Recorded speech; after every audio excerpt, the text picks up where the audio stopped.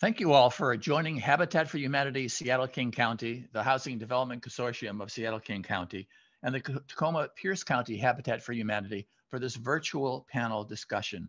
And we're going to be talking about, this is the latest in a series of discussions we've been having about affordable home ownership and advocacy. My name is Ross Reynolds, and we're here to talk about the year of housing in the Washington legislature. Some of you joined us in December when we looked ahead to the session with a panel of housing advocates. And today we're talking with the lawmakers about what happened. So I'd like you to meet our panel of state legislators and housing champions.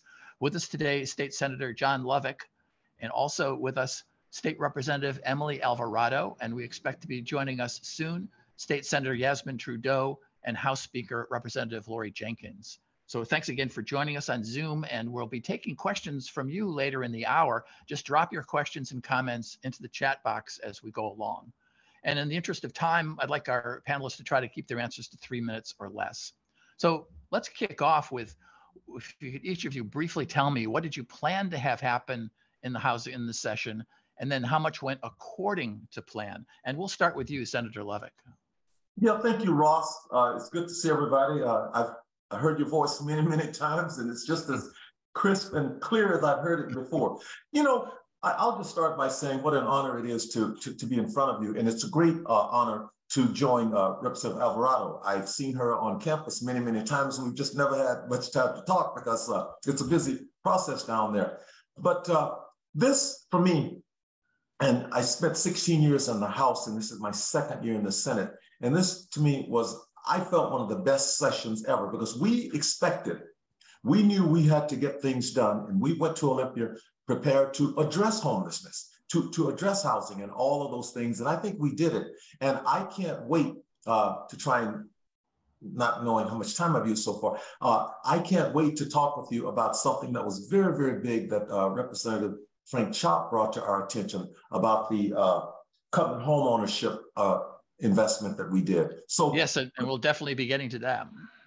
I'm sure you will. So I would say, other than maybe having a conversation, I was in the governor's office probably twice this year and having him want to do the $4 billion, I think he wanted $4 billion in bonds and not being able to get to that. This was, to me, one of the most successful years that I have seen in this area in my time in the Olympia. So that's, I think, what we got, what we expected. We expected people to work hard. We expected people to deliver. And every time I talk to the governor, every time I talk with anyone, I said, people elected us to get things done. And I believe we got a lot done this session.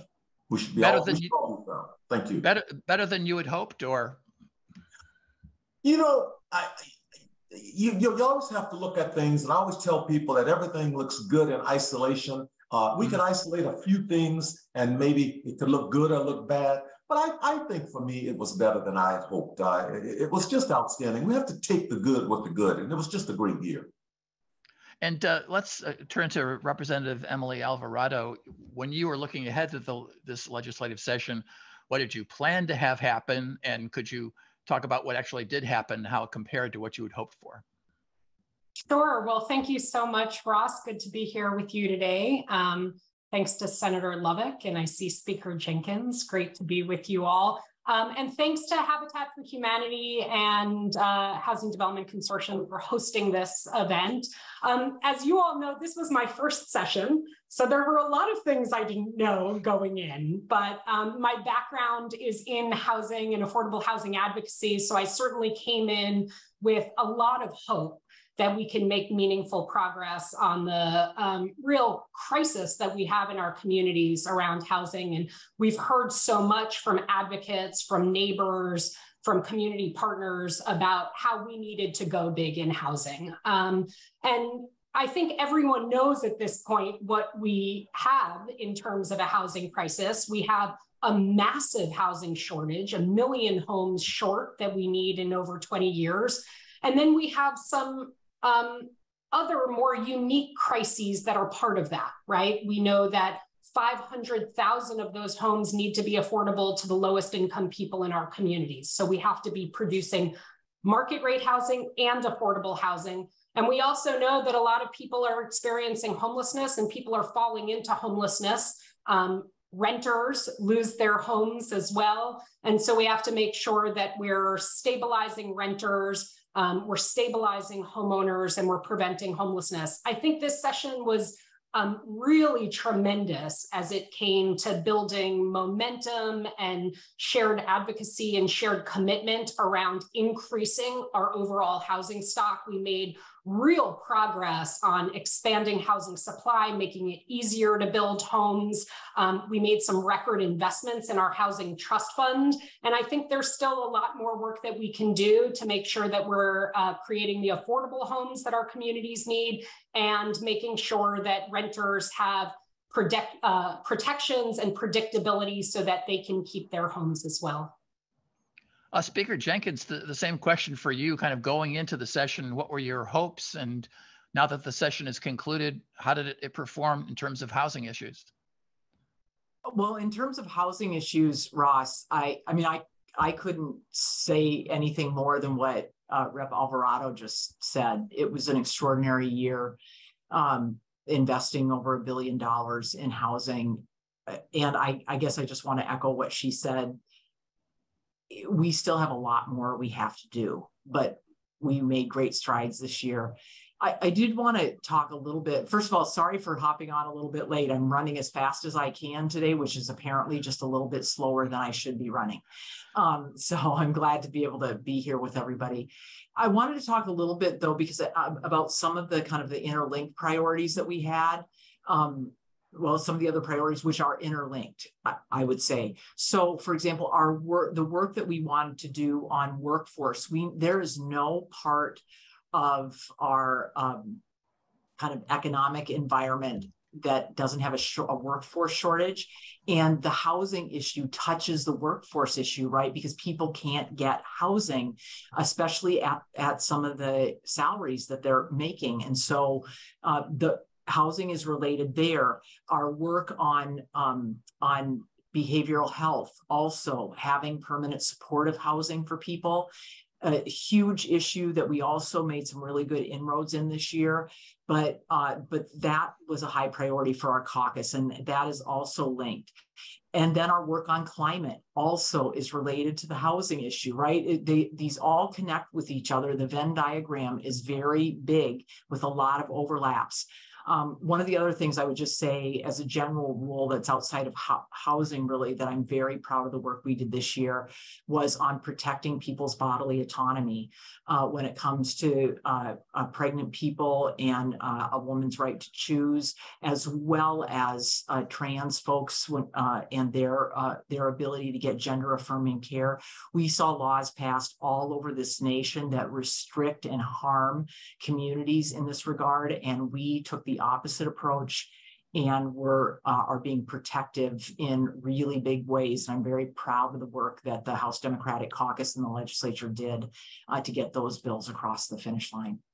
Senator Yasmin Trudeau is with us now. And our first question for you was kind of looking ahead to the legislature last year. What were your expectations? And now that the legislative session is finished, when it comes to housing, how do you think it did? And I think, yeah, there you go. Thank you. And apologies for being a couple minutes late. I'm sort of navigating, getting back to my day job and parenting all at the same time.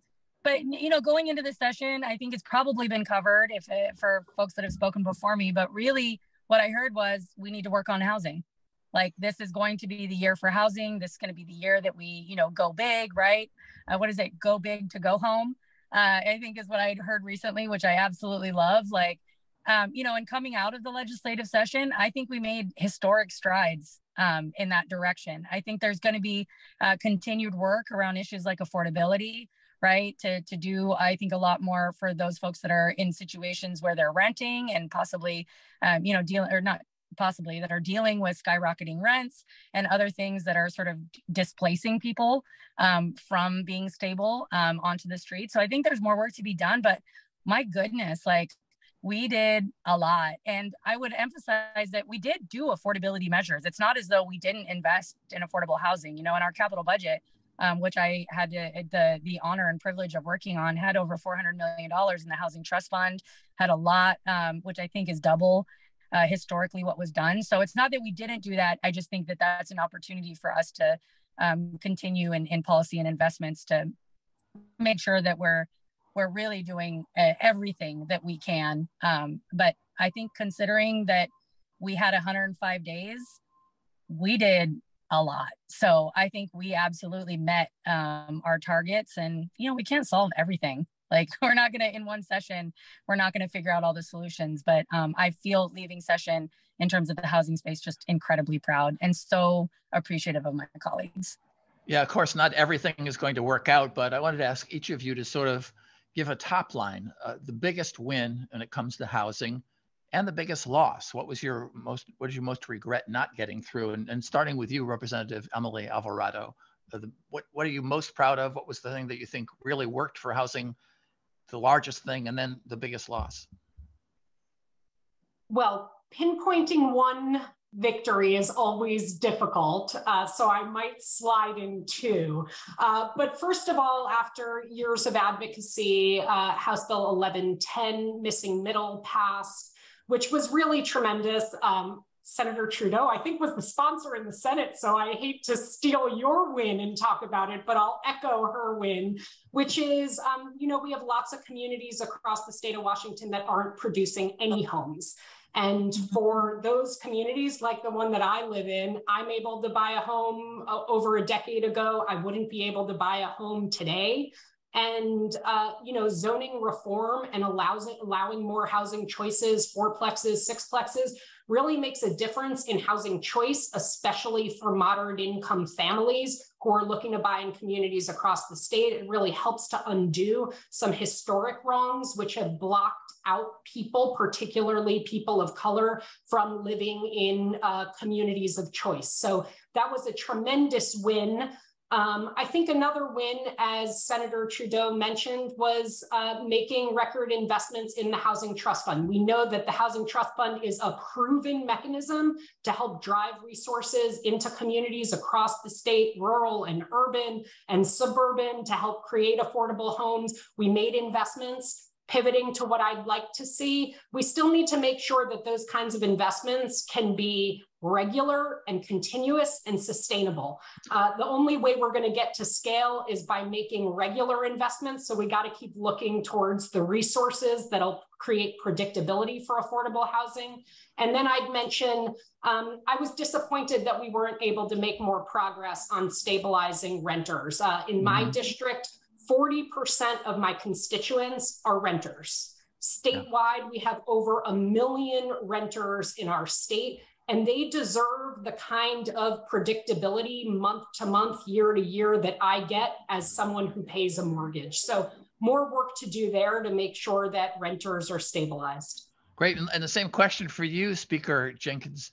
When it comes to the biggest win and maybe the biggest loss, what would you say about the session when it comes to these housing issues? Well, Ross, rather than just repeating everything that Representative Alvarado says, I'm just going to add other big wins. I'm going to add on to hers, because I think I agree with her about those big wins. But a couple others I want to just mention in terms of housing is the governor just signed Representative Taylor's covenant home ownership bill, which was House Bill, I think, 1474. I don't remember numbers very much anymore. I remember topics, but this is going to help with communities who have been historically disenfranchised and prohibited from buying homes because of covenants all over the state of Washington. It will help those families who've been historically disadvantaged with down payment costs and with closing costs. We do know that home ownership is one of the ways that we build generational wealth. And communities of color, in particular in Washington state, have been prohibited by covenants and by law in the state from developing that kind of generational wealth. So this is a step into being able to do that. Also, I think Rep. Gregerson had a great bill that we've been working on for a couple years on accessory dwelling units, which again will help. Emily talked about the missing middle bill, but the ADU bill will also help provide kind of more infill housing, another way for us to house people for less cost, probably, and help individual families. be able to, afford their mortgage as they have an ADU potentially in their backyard. So I think those were great wins.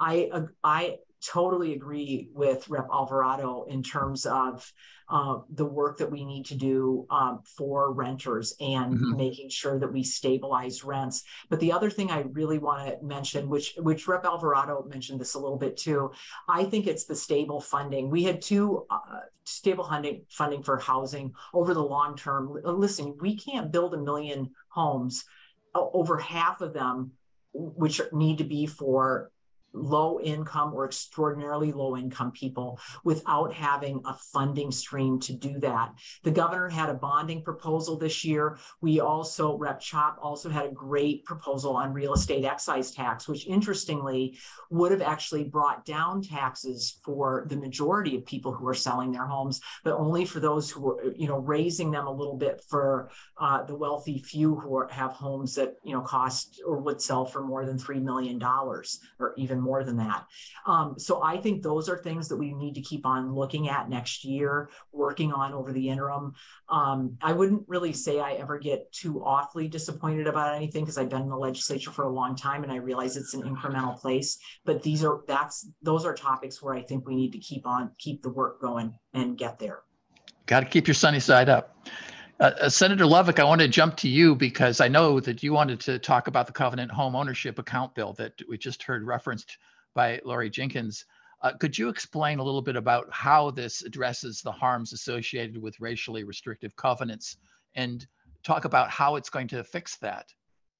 Yeah, thank you, Ross. And everything that I've heard so far has just been marvelous. Listening to Speaker Jinkins, I always tell people I love serving in the Senate, but I do miss being in the House because I don't get to hear those conversations because of her passion. And I get to work with Senator Trudeau and her passion, and I see a lot of passion coming from Senator Alvarado. So let me just take you back for just a second, Ross. In September, I met with former Speaker Chop in Seattle, and he shared with me some of the covenant restrictions. And I have to tell you this, I don't think I had more shame in my heart than I had after reading some of those covenants. There's a great line in a book by Tom Brokaw when he talked about the shame of a nation. And what those covenants reminded me of is that it reminded me of what shame really looks like. And it is important for us to remember what shame looks like.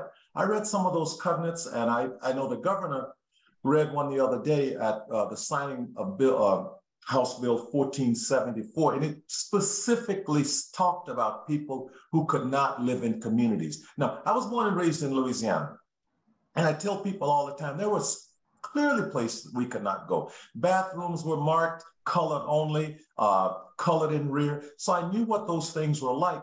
I did not think or believe that those things took place in the Pacific Northwest. But again, it still reminds us of what shame looks like. So when I read some of those covenants, and we started working on it immediately, I worked with Representative Taylor, and I'm sure she was working with her leadership team. But what helped us get that across the finish line was the leadership. And I'm talking about the leadership from Speaker Jinkins. I'm talking about leadership from Senator Trudeau. I'm talking about leadership from Representative Alvarado, because people recognized that we had to correct some of the harms that were caused by those covenant restrictions. And let me ask you maybe you could help make this more real to us by explaining how this bill will repair these harms associated with these racially restrictive covenants at the state level. What will it actually do for someone who is harmed by those horrifying covenants? I can just put it in two simple terms. It's going to help them with down payment and closing costs. And those are tremendous things to help a person with. I shared that when I purchased my first home, I was in the military. I purchased my first home. I had some bonds saved and I put $200 down, and the VA sent me $150 back. It was pretty easy for me back then when I purchased my first home. So it's going to help with down payments and help with closing costs. And that's what we're going to need. That is what I believe has kept many, many people from being able to access home ownership. And that is how you build generational wealth. I've been very, very fortunate. I was able to convince my kids to save money and buy a home, and they were able to listen to me. But that's where it's going to help people in our communities that have been. And just so you know this, Ross, roughly $150 million will be raised in this program. Well, and people who have heard about this bill passing might be going, "This is fantastic. This is really going to help me out." When will the mechanism kick in? When could people actually start applying for this assistance because of the harm that they suffered? You know, I don't know the date. I bet Senator Trudeau will probably be able to answer that. I wasn't keeping up with those specific details, and maybe Senator Trudeau can help with that. Yeah. Let's go to Senator Yasmin Trudeau. Do you know when people will be able to apply for this relief under the Covenant Home Ownership Account Bill? So I was actually just about to look up the specifics of the bill, but it is based on document recording fees. So there is a period of time in which this funding has to be built, right? Because when somebody has a document that they're going to record, then that money goes into this pool. So let me follow up and find the specifics. Of course, in this moment, I can't remember it, but okay. I appreciate Senator Lovick believing in me. But the legislation itself, it starts, governor signs it. 90 days after governor signs it, right? The bill goes into effect. So I think we're gonna see what happens as these fees start to accrue. But I'll find you the answer. I've got it here. It goes into effect 7/23 of this year. Yeah. Okay. So, and knowing what we see in transactions, right? Because these document recording fees were also specifically tied to real estate transactions, and we know real estate is booming in this state. People are moving. That's why we're having the deficit in housing. So. But I will find what that says. It's just going to take some time for those fees to build. It looks like the speaker came off though. Well, Ross, I just am noting that somebody put in the chat that by July 1st of 2024, if you look at the bill, one or more of the special purpose credit programs must begin to allow and provide for down payment and closing cost assistance. So it'll be July 1st next year when folks will actually start to get that assistance. So we'll have a year of collecting the recording fee so that we can fully fund the program. Great. And then at that point, I guess we'll know whether that was enough, because people will begin to apply for it, and will it deal with it? So that'll be something to look for in the future. Senator Trudeau, I wanted to talk about a couple of other key measures that we've alluded to. And one was the zoning reform, House Bill 1110, a big topic of our conversation in December when we talked about the upcoming session. And then the accessory dwelling unit bill, the ADU bill 1337. Could you just review for us what the zoning reform bill did? Yeah. So I appreciate that. So what the bill did is now you cannot exclusionarily zone, right? So you can't exclusively zone for single family homes. In the bill, it's got certain measures that, the closer you are to transit, right? That they'll be like the closest to transit is a sixplex, it goes fourplex, it goes duplex, in order to accommodate, making sure that we are creating more density around transit hubs, but that we are also allowing for the type of access that Representative Alvarado talked about earlier, housing options, right? And I just want to plug, for me, one of the reasons that I felt so passionately about this bill is because exclusionary zoning actually has a very racist past and an incredibly racist history. The idea that we would only want, right, a neighborhood that looks a certain way, that is rooted in principles that I think a lot of folks that fought that bill, we don't understand. And sometimes we don't want to acknowledge that sometimes we can be part of something painful because we enjoy it now, right? We're not enjoying it because we're bad people. But I think that getting the conversations across about how this bill, it doesn't eliminate single family zoning. If you want on your property to build a single family home, go for it. The city's not going to be able to tell you though, and to do that. And frankly, we're not building enough because building single family homes doesn't pencil out for folks. So we're not building at a rate that is helpful, and we're not coming up with density solutions. And so even when I spoke on the bill, I support things like transit-oriented development, I support other policies, but I think we need to recognize that we have created exclusionary spaces that have now led to the crisis that we're in. And the only way to do that is by eliminating that. So there's a lot more pieces to the bill, but I just appreciate you asking me that question. But the basic idea here, though, is that if you don't have restrictions that so much of the land has to be single family housing, there'll be more land available for multifamily housing or duplexes, et cetera, more supply. Ideally, that's going to calm down some of the prices on housing. Is that kind of the big idea behind this? It is. And I think part of that is also recognizing that, you know, we want to avoid sprawl. Like if you look at the stakeholders, for example, that supported 1110, that's a huge and broad list of stakeholders because it was a way to increase density without having the type of environmental impacts we want to avoid, without taking up ag land, right? So it serves multiple purposes. But what you just brought up about, you know, supply and demand is part of affordability. I don't know if it's been said yet, but we had heard, and I think the House came up with this, so all credit for the House. You know, the three-legged stool to solve for housing was the supply issue, because you can't do anything if you don't have housing supply. You know, it's the subsidy issue, which I think we did quite a bit on in capital budget.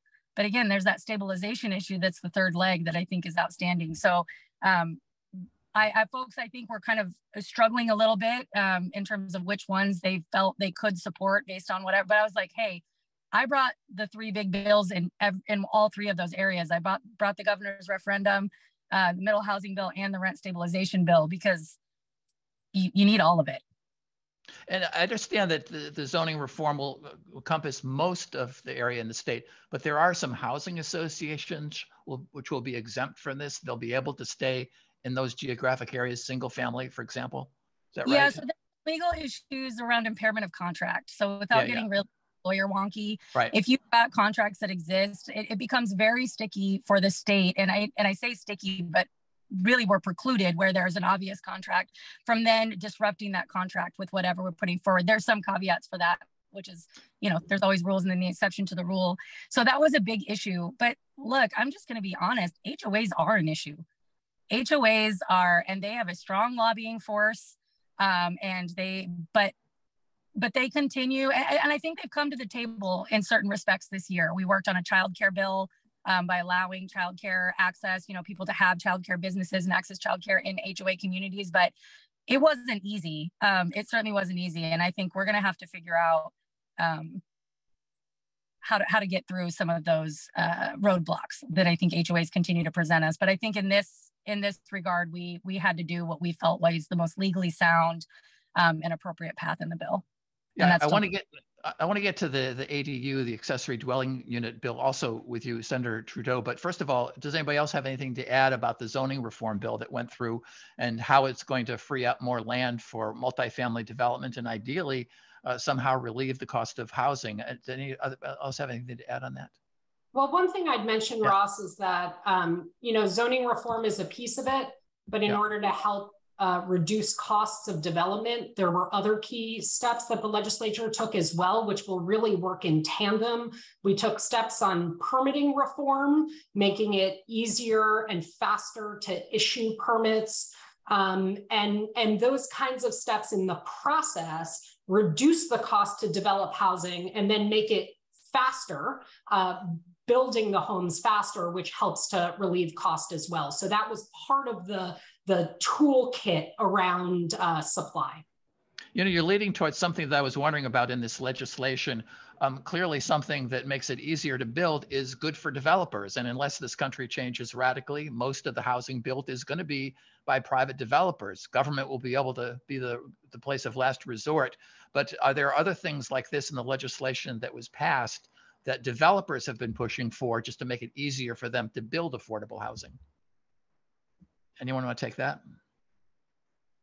I mean, I do think there is broad agreement by both nonprofit and for-profit developers that addressing permitting, addressing design review, addressing some of the inefficient processes that have cost and are primarily controlled at a local level, but the state stepped in and said, as a matter of our broader housing crisis, we have to take steps to address it. Those are good across the board. They help make market rate housing more efficient, and they're going to help to make affordable housing more efficient.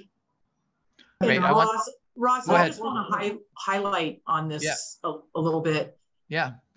No, the majority isn't going to be built probably by private developers. Remember, the study that came out from the Department of Commerce is that we need 1 million housing units in the next 20 years, and that over half, starting to push towards 60%, are for low income or extraordinarily low income people. The private development community has never actually engaged in that. And it may be that some of the legislation that we're passing now will engage, but it is like that. And that is why we need to find a funding source. It is because developing housing for extraordinarily low income people has been a historic obligation of the governmental sector. And I don't see that changing in a really big way. We might be able to get some private development in that, but just know this is much like Rep. Alvarado said, the solutions that we're moving toward have to work for both the nonprofit governmental sector and the for-profit private developers, because we have to develop so much housing in both areas. Mm-hmm. I want to turn to the ADUs. I'm sorry, go ahead. Senator Ross, Lovick. I was going to say, this is such a great conversation, and I want you to know clearly that I listen, I learn every single day, and I'm learning a lot today. One of the things that I've had just community members tell me is that they were really pleased to see that we were cutting through a lot of the red tape in construction so that we can meet some of the housing needs. And those are the things that people are saying. And that's why every time, we talk about what a successful session it was, this is the thing that just makes me just so very, very proud to serve in our legislatures, because we do great work. And then the things that we can't get done, things that we don't get done, we're fortunate that we'll be back next year for 60 days. So this is great stuff. You get another chance. Yes. Let's go back to, I want to go back to Yasmin Trudeau to ask about the accessory dwelling units. Now, those of us in Seattle are somewhat familiar with that. There's been some relaxation of some of the regulations that allows you to build a so-called mother-in-law unit in your backyard. And I wonder if you could talk more about what the legislature changed when it came to the laws on these ADUs and what impact it might have on housing. Yeah, I mean, and I may actually pivot to Rep. Alvarado, who may know a little bit more about this bill, given that it was the House bill. I was proud to vote for it because I think ADUs are really, to me, the most straightforward form of simple density, like allow people to create an affordable house. We know that people are accessing ADUs as a form of affordable housing, and it's something that people can build. It's something that I think people are asking very vehemently to both build and to be able to access. So I don't know, Rep. Alvarado, if you want to talk, if you've got any insight onto the specifics. I'd have to look at my notes at this point, but given that it, by the time it got to me, it was something that I felt very good about voting for. Maybe you know a little bit more about the process and kind of what happened when it was introduced. Yeah, please jump in, Representative Alvarado. So 1337 is, I believe, the House bill number.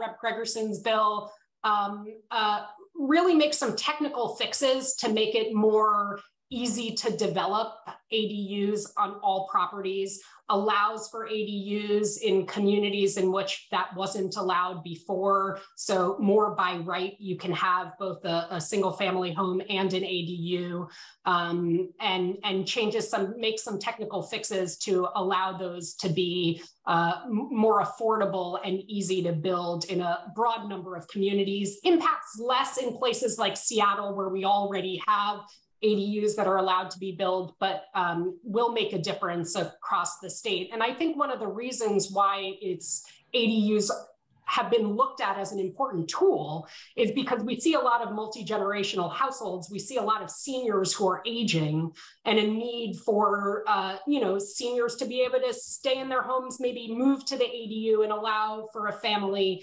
to stay in the primary home. And I just want to roll with that for a second, because the aging population in our state is really going to demand that we look seriously at affordable housing for lowest income people, because those folks on Social Security can, in many cases, cannot afford market rate homes anymore. And we know that we have an aging population. We're going to have more people who are seeking senior housing, seeking housing that they can afford. And then we're going to want opportunities for people to be able to age in place. So we have to get real about investments in housing that stays affordable as people age, and that people are able to age into. We have great models of senior housing development that's been developed with sources like the Housing Trust Fund, but we have to bring that to scale. And as people have said on this call many times already, the way to get to scale on affordable housing is with the resources that are predictable. It's also about making sure that we have land that's available in communities that's proximate to healthcare services, proximate to transit, proximate to families. And the way to get that access is to make sure that we're securing land opportunities now. We did in the capital budget put in $40 million for the land acquisition program, which is a small down payment. We'll have to do a lot more to make sure that nonprofit partners are able to purchase the land that they can build future affordable housing on in all communities. The need for housing yes, Ross, could I just add, I just wanted to add a little bit on ADUs specifically. So I think if I remember correctly, in terms of the details of that legislation, it requires that city and counties have to allow ADUs to be constructed within urban growth areas. And it also says things like the impact fees for building an ADU cannot be any more than 50% of the impact fees for the original house on the unit. You can't require, it says a city can't require that the owner reside on the lot. And I think the other thing is it allows up to 2 ADUs to be built on a lot. So in terms of some of the technical pieces that Rep. Alvarado was talking about, I think those are kind of some of the big technical pieces of the ADU bill that Rep. Gregerson has been working on for a number of years. I want to pull the picture back a little. I'm sorry, go ahead. I said I just dug up my notes and I can confirm. Okay, confirmed. I want to go back to just the overall cost of affordable housing. And as you mentioned, Speaker Jinkins, there's a lot of money that's going to need to go into this. A lot of money went into it this year, but I wonder if you could step back and to compare what funding was allocated versus how much funding is needed. Is it enough? Is it close? Is it not in the ballpark? I want to hear each of you respond to that, but first Speaker Jinkins. Not enough, in the ballpark, kind of. I mean, here's the thing, Ross. Yeah. We can never say that investing $1 billion in housing when it comes to all kinds of things is not even in the ballpark.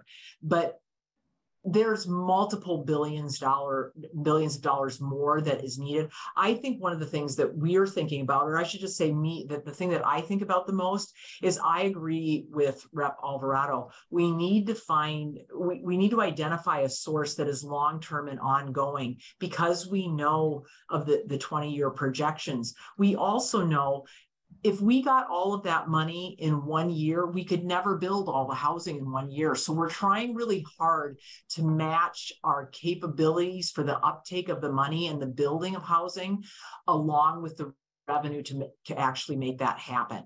So I do think that the $1 billion invested in this year, when I talk about $1 billion, I mean, that's housing trust fund dollars like Senator Trudeau has talked about, but it's also for these things like permanent supportive housing when we look at behavioral health and substance use disorder and folks who need more supportive housing that comes from the operating budget and things like that. So I would not, I don't know. I would never say we're not even in the ballpark.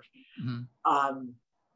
But I would say we're going to have to maybe play the game a little bit stronger as we move forward. Well, also you point out the need for funding mechanisms. And I'm wondering if, looking to the future, Senator Trudeau, if you have any thoughts on where you might go in the next session in order to raise more money for this vital project that needs to be done, housing for people. Yeah, absolutely. And I wanted to start by touching off something that the speaker said, right? So we talk about the $400 million in the Housing Trust Fund. But if you look at historically, like when we talk about building to scale, right? Up until this year, I think they said the Housing Trust Fund had built a total of 40,000 homes. 40,000 is not matching the 1 million, and that number is going to continue to grow, right? More people want to move here. We know that our population is increasing. So to me, I think we've done a fantastic job with the resources that we've had in terms of maximizing our investments in this. But it has to be done at scale in order to be effective, which was part of why the governor's bond proposal, although there may have been many things that needed to be worked out in that proposal, and I know many people, including Representative Alvarado, worked really hard to figure out if there was a path, it to me was something that was fully at scale in a way that felt like we could start to address it wholesale. But I think the speaker also points out part of the reason we supported the permitting and sort of looking at the regulatory framework is to be able to make sure that the dollars go as quickly and as far as we need them to go. That being said, given that we can only construct a finite amount of homes, and we're also dealing with the cost of inflation, rising construction costs, which is going to make the amount we have continue to shrink more and more, I think looking at a dedicated revenue source The speaker brought up the REIT proposal, the real excise tax proposal. I have talked about this with folks in our district. People support the idea that folks that are selling homes for over $3 million, which are not your average constituent, it's certainly, there are no $3 million homes in my neighborhood, I can guarantee you. I think there is a desire to say, hey, this is a place where we can lower the burden on those that, sort of middle-class folks, and we can allow for a dedicated source for these over $3 million to then be able to sustainably construct the type of housing that we need. And we can adjust. I think that knowing that we could have something that is dedicated is helpful, in addition to the fact that we are going to have future budget constraints. The idea that somehow we're going to be in a position to invest, a ton of money continuously and grow at scale, right? 400 million now, it might double by next year. I don't know what construction costs and inflation are going to be in terms of what people need. And we are not going to have the federal injection of money that we've had. We are not going to have the $400 million, result of, or almost 400 of an exercise the Treasurer's Office did to dig out every nickel, dime, and penny, right? To figure out how we can meet all of our other obligations, including K through 12, while also being able to build affordable housing. So we have to understand that even though we have resources now, they're not sustainable. And so the one thing that we can do is anchor ourselves in a sustainable revenue source. So I'm personally excited to continue talking about the REIT. I think that the average voter deeply appreciates what we're trying to do with the REIT, and we'll see how that plays out. But I just think we need something that allows us to not be constrained by the budget and continue to invest at scale. Yeah, the real estate excise tax. I want to turn to you, Senator Lovick. Do you think that's a viable way to go forward in order to get the additional funding needed to build the affordable housing we so desperately need? It's a great question, and I don't totally know the answer. I've sat and listened to a lot of people have different opinions of the real estate excise tax, and I just don't know the answer, Ross. But can I just flip over just for a quick second? Sure. This is probably not a part of any of the conversation that we would have had today, but one of the things that I have noticed, and I know the legislative session just ended 3 weeks ago. As I'm driving and walking around, I do believe in my heart of hearts, that somehow we are making and having an impact on the homeless encampments. I worked the Seattle Freeway for many, many years as a state trooper, and I would get very, very frustrated driving southbound on I-5 and express lanes at Northgate. And now I'm driving through there, and I'm not seeing those homeless people in those areas. I'm not seeing as many homeless people in some communities. So I believe that, it's a small steps, but these small steps are going to turn into big steps. And I believe that we're doing a lot of great work. And I think the message is hopefully getting out there that things are happening. And I'm seeing it myself specifically, because I always look out for those types of things. Well, I've got a lot more questions, but I know that there are some people who've been asking questions in the chat, and I wanted to allow them an opportunity to get answers to their questions. And Ryan Donahue with Habitat has been monitoring them. Ryan, would you like to bring one forward for our panel? Goodness, yeah, there are so many amazing questions in the chat. Thank you so much to everybody who is sending in questions. Please keep that up if you have more questions. I can't guarantee we'll get to them, but we'll do our best. One question that we did get actually is around kind of next steps, and both as far as, I'm just trying to find the exact question of where that was. I apologize. It was, what bill got left on the table that is your priority, your top priority to keep fighting for? And who do you need to help gain, who is it that you need in order to help gain support for that bill? Okay, top bill that didn't go through, and what do you need to get it to happen? Who wants to jump in on that? I would like to, and this has very little to do with housing. It has to do with community safety. Community safety has and probably always will be one of the top priorities of the legislature. Because I've said many times, it's about quality of life.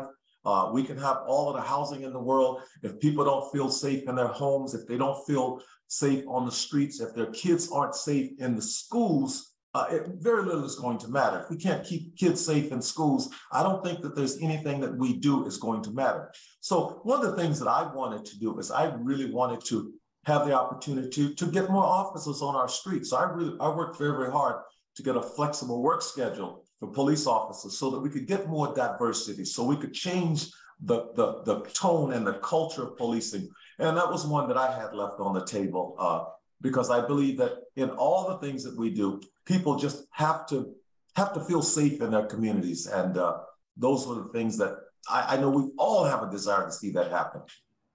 Anyone else want to weigh in on that, or do we want to go to another question from Ryan from the audience? I'm happy to weigh in on it. I mean, we touched on it already, so I'll try to be brief, but stabilizing rents. We have to have a conversation about what is happening in the rental market, because, you know, I get calls, I'm sure, you know, others on this call get calls from people that are like, I just got a notice that I have a 30% increase. I have 2 kids. I'm a single mom. I work, you know, multiple jobs. I cannot keep up with this. I'm about to move into my car. And I think that is actually linked to what Senator Lovick describes, because yes, community safety is important, but remember that if people are unhoused, right, if we continue to perpetuate the problem that we exist in, which is having unhoused communities, nobody's safe. They're not safe. We're not safe. And it's so that stabilizing factor. And I'm not saying safety as in a law enforcement response or not. I'm not taking a position on that. I'm saying that if you want people to thrive and succeed in life, you have to stabilize them. You have to keep them housed. And I'm somebody that faced homelessness and housing insecurity in my life. And there is not an opportunity to breathe deeply, to dream, to find joy, to think about your children if you do not have a stable roof over your head.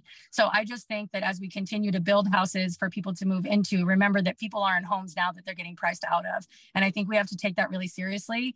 What I would say in asking for support is, you know, quite frankly, the landlord lobby is another incredibly powerful force that really has not come to the table to think about and be creative about how we can support our renters, right, in a rental market.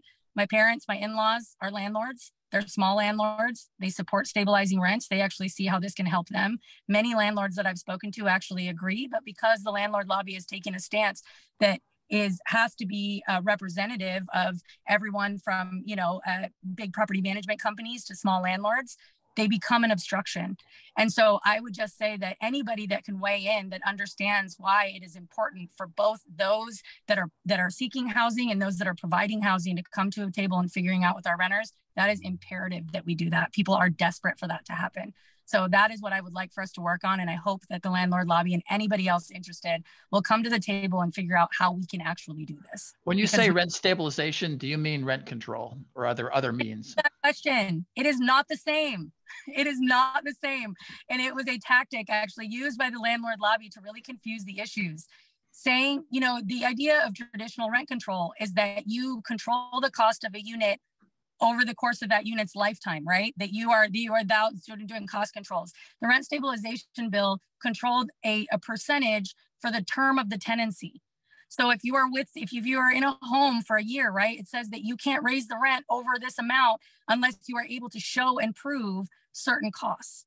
And I think we've started, I can't remember Rep. Ty's bill, the bill number off the top of my head, but looking at the way that landlords can sometimes use those costs and fees in a way that is not transparent, right? But this bill says, hey, if you have legitimate costs and fees that are causing you to raise your rent, then identify those. We want to accommodate those. But if you have somebody that is in a tenancy with you, for the love of God, don't increase their rent by 30%. Guess what's going to happen? They are now going to be in that tent on the sidewalk. Like we are literally just putting them on a path directly to that. And then we have to worry about how much law enforcement response is available or whatever, all these other symptomatic solutions, right? And I'm not taking a position on which symptomatic solutions are valid or not. But I think that was the question that I was hoping we could actually help to answer, but it was so hard. We had all people show up in droves with rent control kills, you know, going around telling legislators that are not in the housing conversations, this is a rent control bill. It was absolutely a way to destroy the conversation, and it worked. And I think we need to figure out like what we're actually talking about and how to get it done. And I'm not interested in having the type of communication and dialogue that we had previously on this bill. It wasn't helpful, and I think it's gonna cause a lot of harm to folks until we get it right. Ryan, what else do people want to know? So there's so many questions. There a number of questions about 110, kind of about the technical aspects of that.